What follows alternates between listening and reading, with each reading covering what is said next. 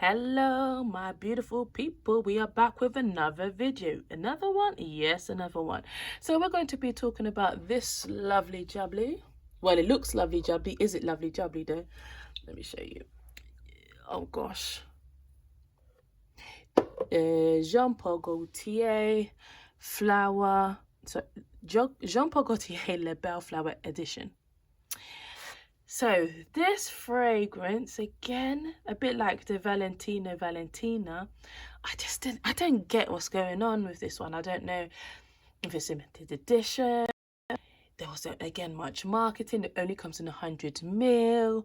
It was kind of posted about. Then they had Scandal Intense, and then but that one seemed to be heavily promoted, and those were already out and had all their thing. It was just so confusing with what was going on, and it was quite hard to get this one in the UK. So I did manage to get it. I did buy it from Perfume Click.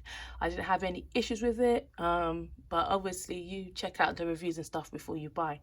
Anyway, top notes are apricot, middle notes are magnolia, jasmine and osmanthus, the base notes are vanilla, vetiver and patchouli. So on just going to do my first impression first and then kind of get back to it. So my first impressions was straight away get a burst of juicy apricot, and then where's that fragrance gone?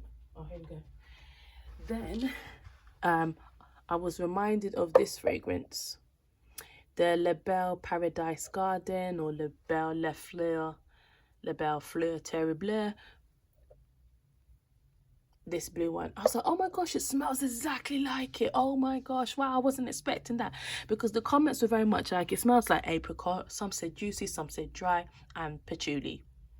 And that was kind of it. So again, I was very nervous to pick up this fragrance because again, it didn't get really good reviews. Not many people it didn't seem to attract people. But I got this. Gosh, yay!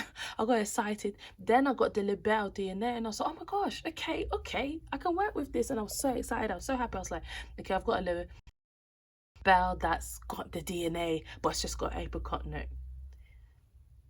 That disappeared. That Le Belle, anything to do with Le Belle, completely disappeared from the beginning. Like, sorry, from those top notes went, yeah. Whatever I was smelling, that was went. The apricot stayed there though. Apricot did stay. And then what happened?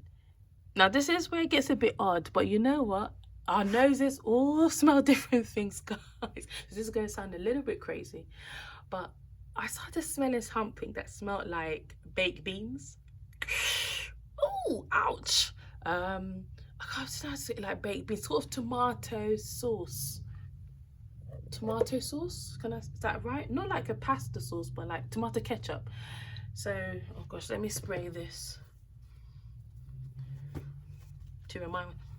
But yeah, so so now I got this tomato sauce kind of vibe going on, and I kept sniffing. I was like, oh, I don't like this, I don't like this, I don't like this, I really don't like this. Oh my gosh, what's going on here?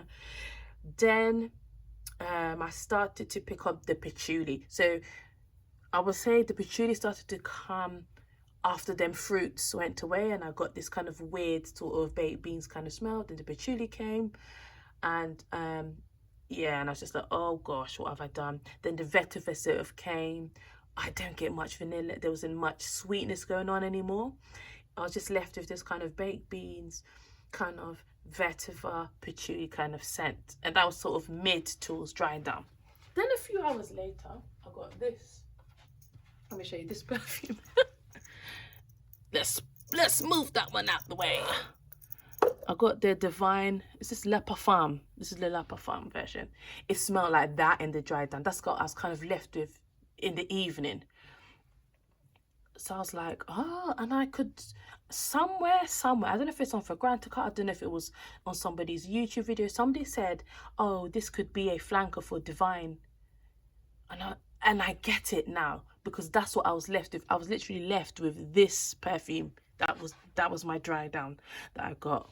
It was like most of the notes on this was in that. So I started thinking to myself, what were they trying to do here? Like Le Belle mixed with lip parfum, divine lip parfum. Like, what was going on here? It was a bit all weird and a bit strange. And let me smell it now. I haven't smelled it today. Gosh, why does this? Okay, spray, spray, spray. Whoa, do you hear them sprays? That's not, oh gosh, doesn't smell that great today. Oh gosh, it smells like jam. Not jam, marmalade. Kind of, yeah, marmalade.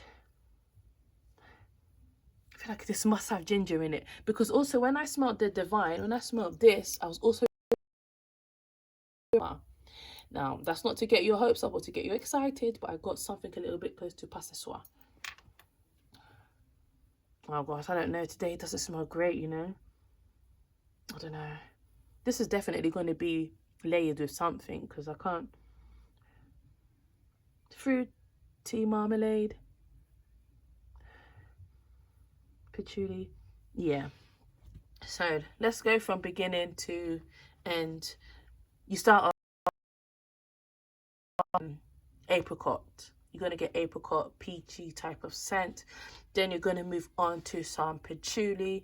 Then you're going to get a bit of vetiver.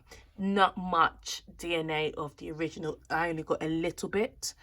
The apricot does last the majority for most of the fragrance, I would say, actually. Yeah, it does. Yeah. And you get your vetiver and patchouli. So it's, I don't know if I say it's okay. It's not really me. I might grow into it. I'm gonna say it's okay. It's okay. I might grow into it. All right. Thank you guys so much for watching. Sorry, longevity. No, it did last. It did last. It did last, like the whole way through, especially in clothing. And projection was moderate to high. Yeah. So yeah. It's what's that word for it, where like some of you will like it, some of you won't like it. It's one of those one, and this is going to be hard to test.